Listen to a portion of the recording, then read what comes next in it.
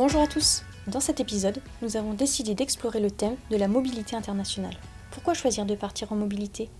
Comment bien préparer son départ ? Quels en sont les avantages ?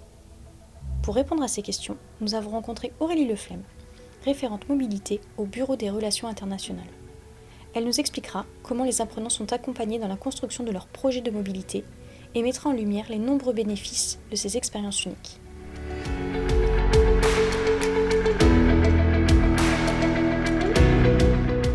Pour enrichir cet épisode, nous avons également recueilli les témoignages de Raquel et Jessica, étudiantes puéricultrices luxembourgeoises, que nous avons eu le plaisir d'accueillir pendant plusieurs mois sur notre campus de Chambray-les-Tours. Elles partageront avec nous les raisons qui les ont poussées à partir, les défis qu'elles ont relevés et comment cette aventure a transformé leur perspective sur leur domaine d'études et leur futur métier.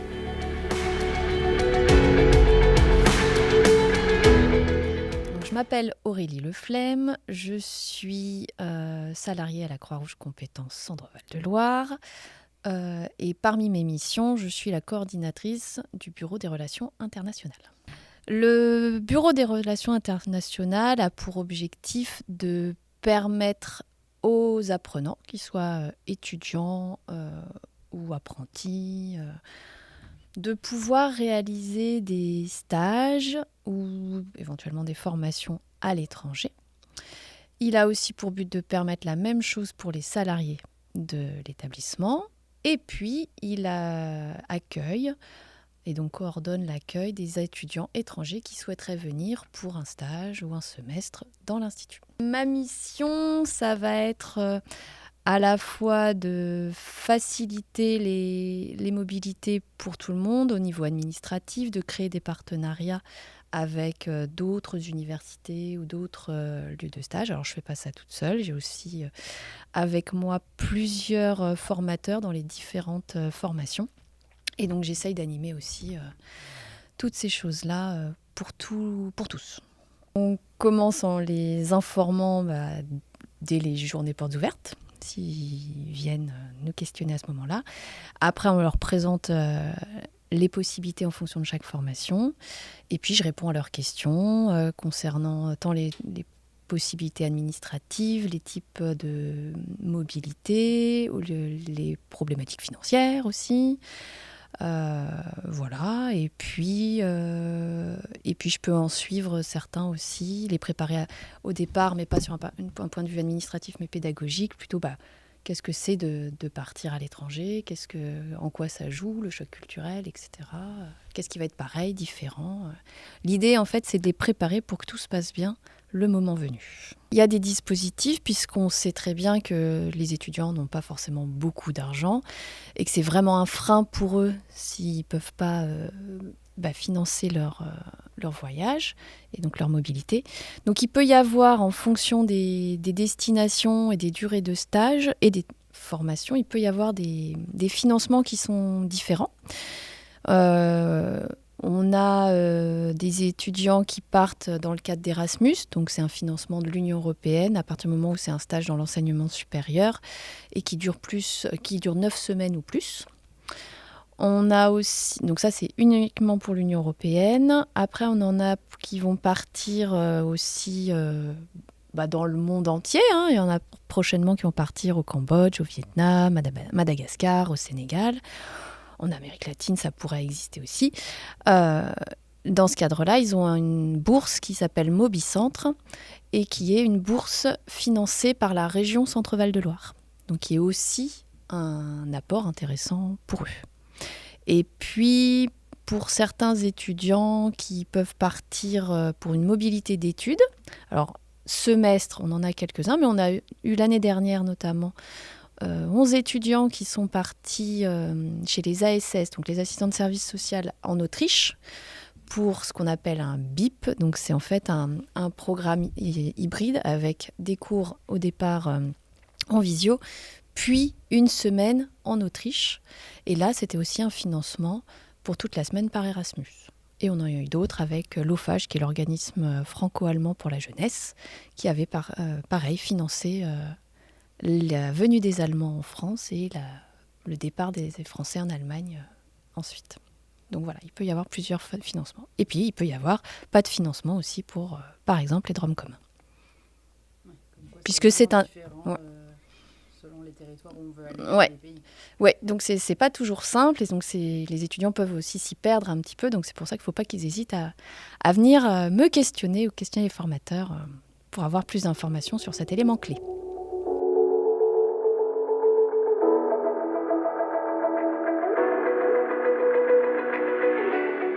Les étudiants ne partent pas dans des zones de guerre, hein. Ça peut sembler une évidence, et en même temps, on a aussi un public qui a envie, des fois, qui nous dit « j'ai envie de faire un stage humanitaire », parce que c'est ce qu'ils projettent pour leur vie future. En tant qu'étudiant, c'est pas possible de faire un stage en humanitaire sur une zone de crise. Ils peuvent partir, oui, sur des pays en développement, avec une certaine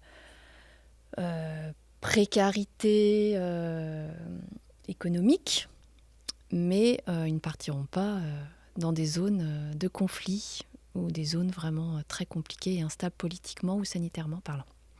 Et puis, on peut avoir des pays qui sont aussi très compliqués parce que les démarches administratives pour venir dans ce pays-là sont tellement compliquées ou tellement coûteuses que les étudiants vont abandonner le projet parce qu'en fait, ils ont très peu de chances d'avoir une place de stage notamment. D'accord. Heureusement qu'il y a d'autres pays où ils peuvent Voilà. aller et être accueillis. Exactement. Et il y en a quand même suffisamment pour qu'ils puissent trouver leur plaisir. Et puis, un autre frein, ça peut être la langue. Puisque, ils parlent tous français, ou en tout cas, en très grande majorité, c'est le cas. Ils ont appris l'anglais, souvent. Beaucoup ont appris l'espagnol. Alors après, avec un niveau et une confiance en eux plus ou moins grande. Mais donc, si on veut partir dans un pays où on parle anglais, finalement, dans l'Union européenne, il n'y en a pas tant que ça. Et ce n'est pas des pays extrêmement peuplés. Globalement, dans le cadre de l'Europe, il y a l'Irlande, il y a Malte. Bon, il y a moins de 10 millions d'habitants en Irlande. Je ne sais même pas s'il y a 1 million à Malte. Mais en tous les cas, voilà, il y a forcément beaucoup moins de structures aussi dans ce cadre-là. Si tu veux partir demain à l'étranger, c'est un petit peu court. Par contre, en principe, il y a eu une présentation qui a été faite en début de formation pour présenter les possibilités de mobilité dans le cadre de cette formation, puisqu'elles sont différentes en fonction de chaque formation. Il y a un petit dossier avec un CV, une lettre de motivation, un budget prévisionnel, etc. à fournir. Et puis de là, on va en équipe valider le projet, normalement. Et après, en fait, sur ce projet, c'est vraiment valider un projet. C'est-à-dire, c'est valider pas forcément qu'une destination, mais ça peut être, voilà, moi j'ai envie de découvrir l'accompagnement à domicile en fin de vie. Bon, dans quel pays est-ce que ça se fait ? Dans quel pays ça pourrait être particulièrement intéressant ? Est-ce que ça peut être en Belgique ? Est-ce que ça peut être ailleurs ? à discuter aussi avec le budget, les possibilités financières qu'on a. Et donc, on a des étudiants qui peuvent nous dire, oui, moi, je veux aller en Belgique, je veux faire ceci, cela, très bien. Et puis, ça va se faire. Et puis, pour d'autres, en fait, ils avaient mis une destination, mais en fait, c'est pas du tout ça qui est cohérent. Et en fait, par des entretiens, par des échanges avec eux, par leurs recherches, par les opportunités qu'on peut avoir, on peut aussi modifier le projet. Alors, jusqu'à une certaine limite, bien évidemment, mais l'idée, en tout cas, c'est de co-construire ce projet pour que ce soit le plus cohérent par rapport au projet professionnel futur de l'étudiant ou de l'apprenant. Voilà. Donc, on les accompagne au fur et à mesure, et il ne faut pas qu'ils hésitent à venir nous voir pour qu'on en discute. Alors, que ce soit pour un apprenant ou pour un salarié, puisque dans les deux cas, c'est quelque chose qu'on essaye de promouvoir, je dirais que c'est déjà une source de motivation et d'engagement dans la formation et du coup dans ce projet. Donc ça permet vraiment de poursuivre, de mettre du sens aussi sur sa formation. Je dirais aussi que c'est une très belle manière de se découvrir, de grandir et donc de de se confronter à sa zone de confort et à vouloir peut-être la dépasser peut-être un tout petit peu, et elle est différente pour chacun d'entre nous. Et donc ça nous permet de grandir et j'espère de nous épanouir. Et puis le troisième élément, je dirais que c'est d'avoir l'opportunité aussi d'apprendre à mieux découvrir le monde et à se sentir un citoyen plus ouvert, qui développe des capacités d'adaptation et d'acceptation de la différence. Ce qui ressort souvent, c'est clairement les capacités d'adaptation et la maturité. Alors, ce n'est pas une compétence, la maturité, mais en tout cas, c'est vrai que ça ressort beaucoup. La flexibilité, je dirais aussi, puisque, par exemple, on peut avoir des étudiants qui partent en Belgique. Alors, ils se disent, c'est bien parce que c'est francophone, donc c'est facile pour moi. Mais en même temps, c'est pas, je sais pas, Tahiti ou un pays où il y a une culture très différente. Et donc, des fois, c'est pas toujours facile de trouver des différences, mais ils vont être challengés parce qu'en fait, si on prend l'exemple d'un infirmier, il n'aura pas forcément les mêmes noms de médicaments. Donc, dans la pratique pro, c'est pas tout à fait pareil. Les protocoles qui peuvent être suivis sont pas forcément les mêmes. Alors que pourtant, on nous a appris que le nôtre était le meilleur, et puis en Belgique, on leur a appris que c'était le meilleur. Pourquoi les deux, ils sont meilleurs, et qu'est-ce qui fait que finalement, on peut prendre des deux ? Ce qui est très intéressant aussi, pour beaucoup, c'est l'approche relationnelle. Dans d'autres pays, je pense à l'Espagne, je pense au Portugal, on est beaucoup plus... Enfin, en Espagne, on est très tactile. Beaucoup plus proche des gens. On n'a pas cette même distance qu'on peut avoir en France. Au Belgique, on tutoie aussi, donc c'est une autre manière d'approcher cette relation et qui met peut-être moins de pression. Les étudiants sont assez contents de découvrir que une relation peut-être moins hiérarchique ou moins formelle peut être aussi satisfaisante, voire peut-être apporter d'autres bénéfices. Donc voilà, c'est des choses comme ça qui développe vraiment sur la capacité de relation thérapeutique, qui est intéressante. De comprendre en fait que les gens vivent de manière différente, avec des habitudes différentes, avec des rapports à la santé, dans notre cas, aux questions sociales. Je trouve que c'est intéressant parce qu'on a, dans les différentes cultures, qu'elles soient plus ou moins proches des nôtres, plus elles sont éloignées, et plus c'est aussi intéressant et questionnant. Mais en tout cas, on a plein de choses à apprendre des autres, et je pense que ça nous permet aussi de conserver une certaine humilité qui est indispensable dans nos professions en santé sociale.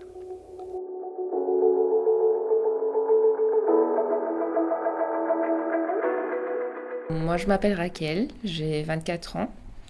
Je suis diplômée infirmière depuis 2023. Oui, ça fait un an environ, oui. Et du coup, j'ai travaillé un tout petit peu avant de commencer la formation PUER au Luxembourg, qui se déroule pendant 2 ans. Et du coup, je fais mon semestre ici en France pendant 6 mois avec Jessica. Bonjour, je m'appelle Jessica, j'ai aussi 24 ans et je suis aussi diplômée depuis 2023 comme infirmière en soins généraux.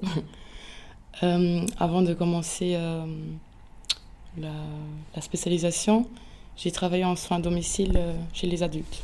Dans notre formation, c'est obligatoire qu'on fasse un semestre de mobilité. Ça a changé cette année. En fait, la spécialisation est devenue un niveau universitaire. Donc, chez nous, à l'université, c'est obligatoire qu'on fasse un semestre de mobilité. Et du coup, on n'avait pas beaucoup de choix pour 12 personnes. Et du coup, on a fait un peu nos recherches et on a trouvé Tours assez intéressant et on a choisi Tours. Oui, je trouve l'Erasmus, c'est vraiment une bonne expérience quand même. Et aussi de voir comment, parce que la France, c'est à côté de Luxembourg, pour voir aussi comment le pays voisin, quelle façon il travaille aussi. Et c'est une belle expérience quand même. Pour moi, c'est les échanges, surtout, voir les différences entre les deux pays. Et je trouve aussi au niveau des stages, c'était hyper intéressant de voir des différentes façons de travailler. Par exemple, chez nous au Luxembourg, on n'a pas des auxiliaires de puéricultrices. Et du coup, On a vu la différence quand même. Nos binômes sont soit les infirmières puères, soit les parents. Et du coup, c'était très, très intéressant de voir les différentes façons de travailler. Et même comme les cours sont donnés ici, c'est assez différent de chez nous. Après, ça donne à la même chose un peu, mais c'est ça plutôt pour moi, les échanges. Pour moi, ça m'a aidé aussi à grandir en tant que future professionnelle. Bon, je suis déjà infirmière, mais au niveau pour devenir puéricultrice, quand même, ça nous apprend aussi à apporter du changement peut-être chez nous. Je suis sûre que je vais parler des AP, elles sont incroyables. Et ça serait très bien d'en avoir aussi au Luxembourg. Ici, on voit vraiment des différentes façons de travailler et je pense qu'on peut aussi les adapter. Adapter et les mettre en place. Oui, ouais. Mettre en place au Luxembourg aussi peut-être. Et aussi après, si on retourne au Luxembourg, de faire aussi un échange avec notre promo, de voir comment les autres de la promo ont vécu leur Erasmus et d'échanger entre nous. Moi, parfois, je trouvais quelques barrières linguistiques. C'est pas que... Moi, je parle le français, Jessica aussi, c'est pas ça, mais parfois, vous avez des mots différents. Moi, j'aime dire que les Français, vous avez 35 000 mots pour dire la même chose. Et parfois, nous, on rencontrait des difficultés par rapport à ça. Et même dans les terrains, parfois, il y avait des terminologies qui n'étaient pas utilisées chez nous. Mais pour les surmonter, moi, je demandais. Ça veut dire quoi?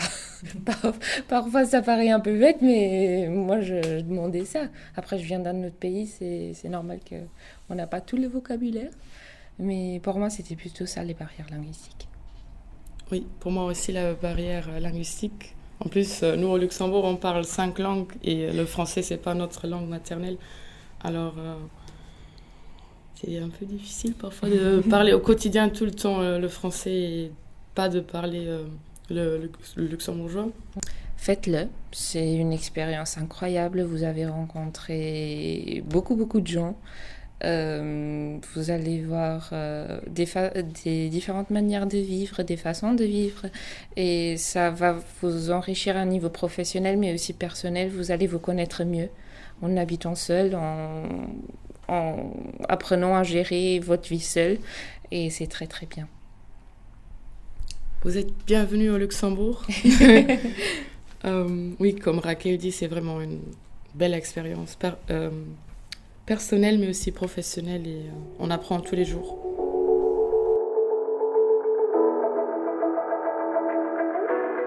Les témoignages de Raquel et Jessica vous ont-ils donné l'envie de tenter, vous aussi, une aventure à l'étranger? Si vous hésitez encore, rappelez-vous leurs mots. Foncez. C'est une expérience incroyable. Vous avez un projet de départ, mais encore des zones d'ombre? Pas d'inquiétude. Les référents mobilité de votre formation sont là pour vous accompagner, tout comme le site Redlink. Allemagne, Lettonie, Guyane, Sénégal, Pérou, avec tant de destinations possibles, il y en a forcément une qui vous correspond. Merci à nos invités pour leur sincérité et merci à vous pour votre écoute. À très bientôt dans un prochain épisode de Résonance. Un podcast réalisé par Candy Giffa et Mélanie Ronsin.